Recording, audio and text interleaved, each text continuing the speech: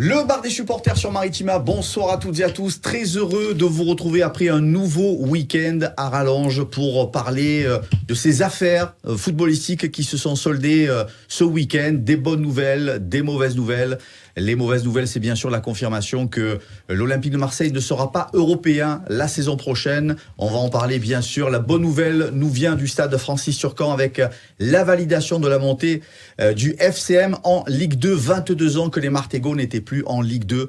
Le match, vous avez pu peut-être le suivre en direct sur Maritima. Bonsoir Jacques Bail. Bonsoir les amis. Bonsoir Steph Martin. Salut à tous. Un mot sur le FCM tout d'abord. Jaco, puisque c'est un match que tu as eu la chance et le bonheur de commenter avec Enzo. C'était une vraie fête du football à Turcan samedi, même si on a eu peur jusqu'au bout. Oui, c'était une fête du football, je peux bien le préciser, Marco. Il y avait énormément d'ambiance et les Martégots, ils ont fait le travail. Il y a d'autres équipes qui ne le font pas. Eux, ils ont été présents dans l'intensité. Ils ont montré de très très belles choses. Il y a eu des ratés, mais dans tous les cas, à la fin, tu montes en Ligue 2. Je voudrais préciser, il y a beaucoup de gens qui confondent certaines choses. La Ligue 2 actuellement, c'est un très très haut niveau. D'abord, tu passes en professionnel, ça c'est la première des choses, et avec un cahier des charges énorme, mais surtout il y a des équipes qui devraient être là la saison prochaine. On parle de Saint-Etienne, on parle des Girondins de Bordeaux, on parle de Bastia, on parle d'Ajaccio, de Sochaux, des équipes de Ligue 1 qui risquent de descendre. Donc les gars, ça fait beaucoup de belles aventures qui vont l'année prochaine attendre les Martégots. Et une montée en Ligue 2, on le disait, amplement méritée pour Greg Poirier et ses joueurs. En revanche, côté Olympique de Marseille, Steph, c'est la soupe à la grimace. Malgré cette dernière victoire, 2-1 au Havre, avec des buts d'Aubameyang et de Murillo. Un but pour célébrer la fin de carrière, on va dire, de Jean-Louis Gasset, qui le mérite bien, mais par contre, une victoire qui sert à rien. Ouais, qui sert strictement à rien, mais voilà, tu peux t'en prendre qu'à toi-même. Il fallait à tout prix aller gagner à Reims pour avoir cet espoir, si tu gagnais face au Havre, d'être en Europa League. Et comme d'habitude, cette équipe a tout raté tout au long de la saison. Donc oui, la Coupe d'Europe, ce fut un beau parcours, mais c'est l'arbre qui cache la forêt. Voilà, faut pas se leurrer. Si on a maîtrisé 4-5 matchs dans la saison, sur plus d'une cinquantaine pratiquement, c'est tout simplement insuffisant. Et pas digne de ce que doivent représenter les joueurs qui portent ce maillot. Donc voilà, on va en revenir, mais oui, très très très en colère et très déçu de cette 8e place. Pas de Coupe d'Europe la saison prochaine, ça va trop long quand même, non Jaco ? Ouais, ça va trop long et c'est pas rien parce que déjà au niveau de la préparation, pour pouvoir faire venir les joueurs, faire venir les entraîneurs, il faut que tu les persuades, c'est pas facile. Et évidemment, la saison sera longue parce que... Tu es en train de nous dire quoi ? Que le pouvoir d'attraction de l'OM sera moins important. Moins flamboyant ? Bien sûr, parce que si tu es à l'OM et que tu joues une Coupe d'Europe, alors je ne parle même pas de la Champions League, parce que là, ils viennent à pied les joueurs. Non, j'exagère, mais une Coupe d'Europe, c'est toujours fédérateur pour les joueurs et pour les entraîneurs. Là, il y a des entraîneurs qui risquent de traîner les pieds en se disant, ouais, d'accord, mais qu'un match par semaine, même si c'est le Vélodrome, ça va être difficile. Donc, il va falloir que Pablo Longoria nous sorte de belles choses. À qui vous en voulez le plus aujourd'hui ? Moi, j'en veux à la direction parce que c'est les premiers fautifs au vu de ce virage à 360 degrés qui a été pris après le départ de Tudor. Sous Sampaoli et sous Tudor, Pablo Longoria prenait une identité marseillaise avec de la grinta, avec du jeu vers l'avant, avec des joueurs à caractère. Et tu fais 2 podiums. Donc cohérent, tout le monde, on a tous été là pour dire que le travail, même si, comme souvent Jacques le dit, avec la loi des nombres, au vu du nombre de recrues, pas tout le monde performait, mais tu avais quand même une équipe qui avait de la gueule. Et faire ce virage-là à 360 degrés pour prendre un entraîneur vraiment fade, sans ambition de jeu, avec malheureusement avec des joueurs à son image, voilà, pas de gueulard, pas de mec. On parle de Marcelino, oui, parce qu'après ça part de là en fait, les problématiques. Quand tu vois que le mec il te dit non, moi Alexis Sanchez et Aubameyang, ça me va pas, au bout d'un moment faut arrêter les conneries. Donc voilà, en premier lieu à la direction pour ce choix-là qui a fracassé la saison, et après aux joueurs parce que qu'on le veuille ou pas, c'est eux qui sont sur la pelouse et quand on voit le rendu, c'est trop insuffisant. Moi Marco, alors j'en veux à la direction. Oui, pas de problème. C'est les premiers fautifs, pas de souci. Par contre, je vais faire ce soir l'avocat de Longoria. Je suis l'avocat de Longoria, je dis je recrute Correa du Milan. Quand même, tu dis Inter Milan, mec qui a quand même une équipe d'Argentine, un bon joueur.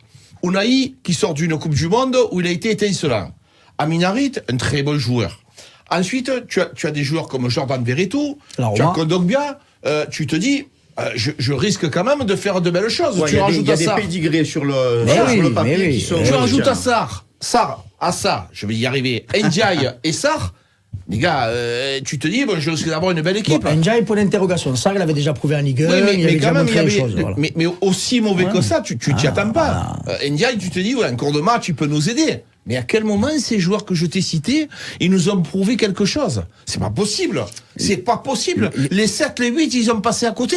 Ça arrive jamais, ça. Oui, mais justement, le manque de talent, le manque de caractère dans cet effectif, on en a parlé relativement tôt dans la saison. On a crié au génie, nous, quand Pablo Longoria faisait des coups fumants, des coups formidables. Là, on peut pas dire qu'il a eu la main heureuse cette année, quoi. Mais non, mais tu peux pas jouer à ce jeu-là tous les ans. Moi, j'étais le premier à le dire. Quand ça fonctionne, il faut déposer une cierge à Notre-Dame de la Garde. Mais tu peux pas faire ça tous les ans, c'est pas possible. Changer tout, un staff complet, le staff médical, 70% Oui, c'est de des ton proportions effectif. de changement. Mais c'est trop compliqué. Comment tu veux avoir une stabilité? On te dit que dans une équipe, il te faut une ossature, et après tu changes 30 à 35%, tu essaies de renforcer mercato après mercato. Mais il te faut une conductrice. Elle part du goal, défenseur central, milieu défensif, milieu offensif et attaquant. C'est cette ligne-là qu'il te faut. Et après, tu renforces à côté. Et là, tous les ans, tu changes du tout au tout. Donc, c'est pas viable. Donc là, oui, tu vas me envoyer la question, ouais, mais là, cette année, comment on va faire? Ben, malheureusement, cette année, il va falloir tout changer. Ou une grande partie. Parce que, sincèrement, si on reconduit avec cette équipe-là et que tu te renforces par 2 ou 3 joueurs, pour moi, tu pars au casse-pied. Alors, effectivement, la question suivante, c'est celle-là. On a toujours dit, et certains de nos confrères parisiens se sont employés à leur rappeler tous les jours que le manque de stabilité à l'Olympique de Marseille, c'était un vrai problème. Cette année, est-ce qu'il faut figer les choses dans le marbre pour installer un peu, pour arrêter un peu les choses, ou au contraire continuer là pour le coup? Parce que le grand chambardement est nécessaire cette année plus que jamais. Alors, à tes amis parisiens, tu vas leur répondre que nous, Ouais, on n'est pas stable. Non, mais non, parce que nous, on n'est pas stable. Il n'y a pas que nous, hein. Nous, on n'est pas stable. Ok, pourquoi Paris Saint-Germain, ils sont stables? Combien d'entraîneurs ils ont changé? Combien de joueurs ils ont changé? Combien de joueurs ils ont acheté? Là, nous 4 dans la même saison, Jaco. Non, mais ça d'accord. Mais ça, mais cette année, ça a été la catastrophe. Ok, mais auparavant, ils ont Lyon, ça a été pareil. Monaco, Rennes, c'est pareil. Donc, ça arrive il y a des saisons comme ça. Nous, cette année, moi, ce qui m'a le plus gêné, hormis les joueurs, c'est l'instabilité au niveau de la direction. Avec des Ribalta, des gens, des directeurs du football, ça vient, ça part. L'affaire Tessier, je suis là, je suis plus là, je vais être là. Il y a des choses que tu comprends pas. Ça, par contre, ce manque de stabilité, ça donne, parce qu'on dit que les joueurs, ils ont pas de caractère. Mais c'est toi qui influe le caractère en étant patron et gestionnaire des joueurs là. Là, tu as mis trop de monde qui était capable de venir dire des mots. Un président, un directeur sportif arrêté, le directeur du football, le directeur de ceci, le directeur de l'autre, ils ont inventé des mots qui n'existent pas. Déjà, mettez-moi un peu des Marseillais, s'il vous plaît, des gens qui connaissent le club. Trop d'Espagnols dans le staff. Oui, mon chéri, à un moment donné, je sais pas, le docteur est espagnol, à la formation c'est les Espagnols, l'entraîneur des gardiens, le pédicure c'est un Espagnol tout à l'heure. Non mais à un moment donné, c'est trop. Garde-moi une identité marseillaise, des gens qui ont fondé le club et qui vont t'aider. Marco, quand tu as des gens qui sont là depuis longtemps, il va te dire, Pablo, attention, là, moi, si j'étais toi, je le ferais pas. C'est ce que je pense. Ça a pu impacter les joueurs par-delà leur performance sur le terrain. Est-ce que tout ce remue-ménage dans les coulisses, ça a, d'après toi, impacté les joueurs? Non, pour moi, je vais pas te dire non à 100%. Bien sûr qu'ils écoutent ce qui se passe, qu'ils voient ce qui se passe au sein du club avec cette instabilité-là. C'est clair que quand tu es joueur, si tu vois que dans l'organigramme, il y a tout qui éclate d'année après année, tu te dis, autant c'est à moi demain, j'ai beau signer 3 ans, au bout d'un an, je dis merci, au revoir. Donc peut-être, je sais pas, après ça, c'est des discussions qu'ils ont en interne avec les agents et tout. Mais en tout cas, oui, je rejoins Jacques, il te faut une identité. Il y a tout ce qu'il faut pour que ça fonctionne. C'est ça qui me rend fou. Tu as un stade, une ville exceptionnelle, un 12e homme qui est monstrueux. Il te manque juste les bonnes personnes aux bonnes places.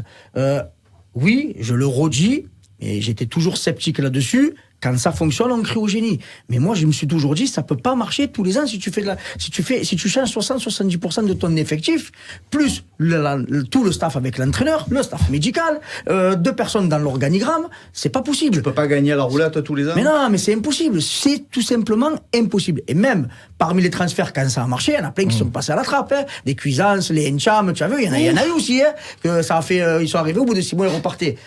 Maintenant, il faut trouver une stabilité. Comme tu disais tout à l'heure, tu parlais d'un club de la capitale. Eux, ils peuvent se tromper sur un transfert à 80 millions d'euros.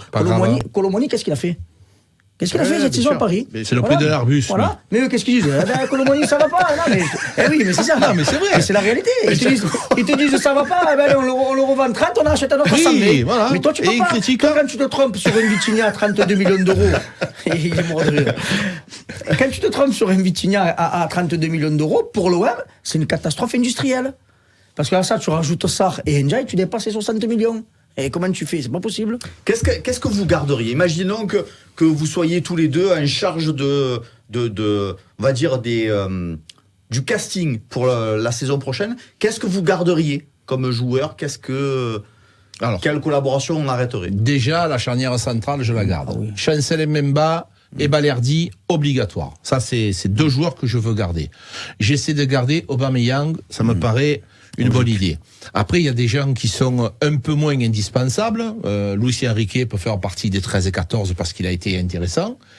Et après, je commence à discuter. Je vais boire 2 litres d'eau et je commence à discuter avec Jonathan Klaus en lui disant, tu comptes me faire la même saison que ça?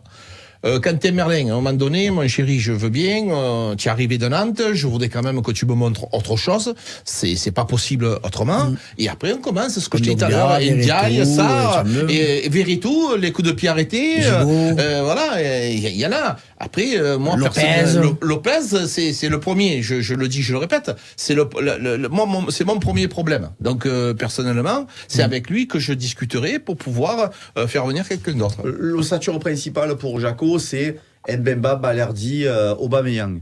Est-ce que vous imaginez tous les deux que ces 3 joueurs soient encore marseillais la saison prochaine sans Coupe d'Europe? Tu sais pourquoi ça me fait rire? Parce que je crois que dans 90% des tops de la saison, c'est les 3 qui sont ressortis. Bien sûr, quand il y a un joueur qui te claque 30 buts, toutes compétitions confondues, quand on voit la saison de Balerdi avec Chancel Mbemba à côté qui le canalise et qui va le faire progresser, tu te dis, c'est clair que si déjà tu as ces 3-là, c'est déjà beau. Après, comme il a dit, voilà, après, est-ce que Klaus va continuer? Je pense pas, sincèrement. Merlin, ouais, ça a été tout simplement trop insuffisant, mais il est international sport, donc c'est qu'il a quand même du talent, ce minot.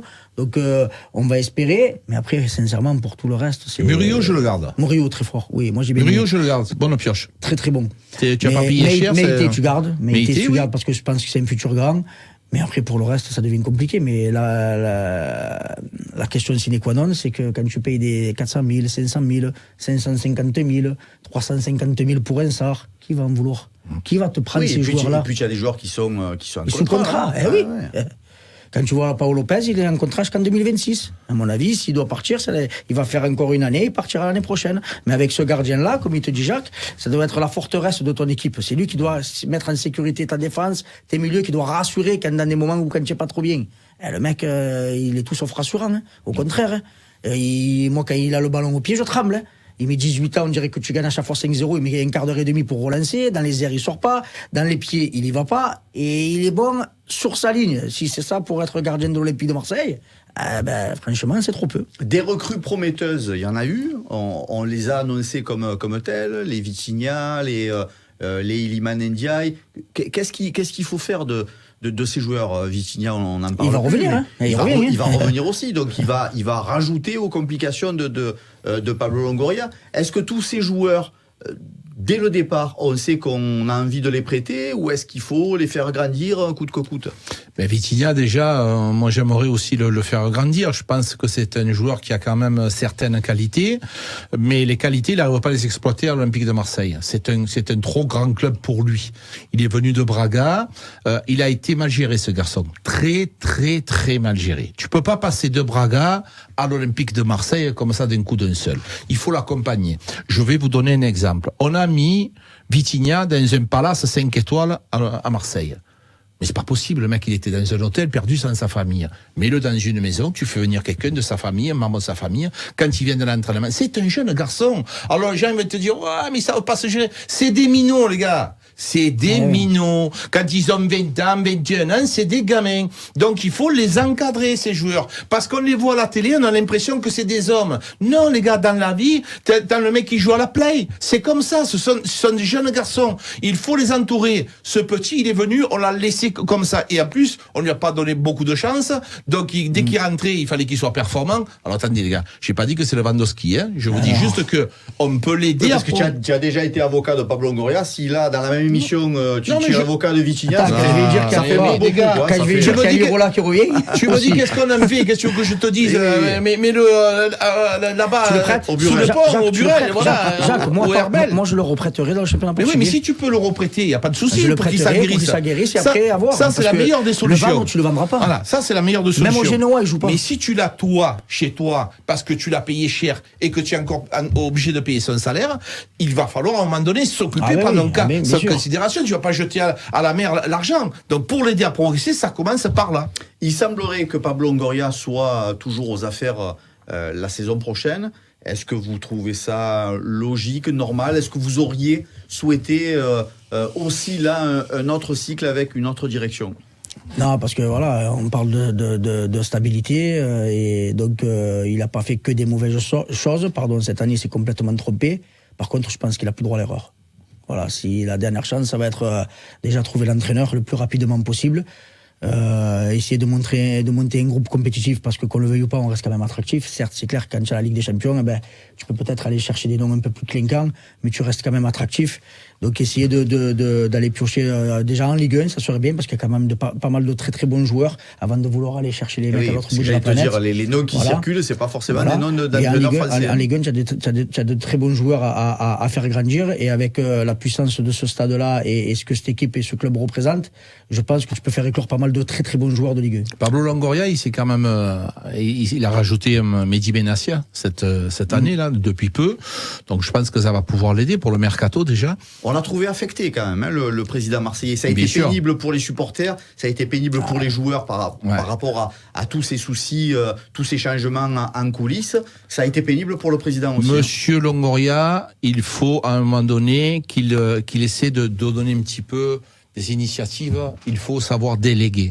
C'est bien d'être un dirigeant, mais il y a des choses où tu dois déléguer. Tu ne peux pas t'occuper de tout.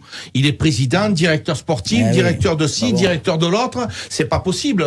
À un moment donné, tu peux pas tout faire bien. Donc je pense que le rôle d'un président, c'est un président. Le directeur sportif doit t'apporter des joueurs, te dire voilà, ce joueur-là, on l'a à ce prix-là, c'est son travail. Et le président, il est juste là à dire c'est trop cher, et la négociation, oui, mais il n'est pas en train d'appeler les agents. Et là, il fait tout. Il fait trop de choses. Et je pense qu'en faisant trop de choses, il arrive à se tromper. On l'a senti, donc je reviens sur ça, on l'a senti usé par certains moments. Est-ce que vous pensez qu'il arrivera à envoyer l'enthousiasme nécessaire pour la saison prochaine? S'il n'arrive pas, que ça arrive maintenant. Hein.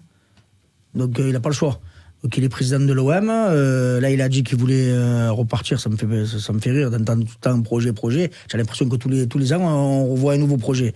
Donc il veut prôner de la stabilité, ce qui est loin d'être idiot. Maintenant voilà, moi comme je l'ai dit dans le débrief, moi c'est l'actionnaire que je veux voir. Il n'y a pas de Coupe d'Europe, on est d'accord. Qu'est-ce qu'on fait au mercato? Quelle est l'enveloppe pour le recrutement? C'est là où on va voir les ambitions du club.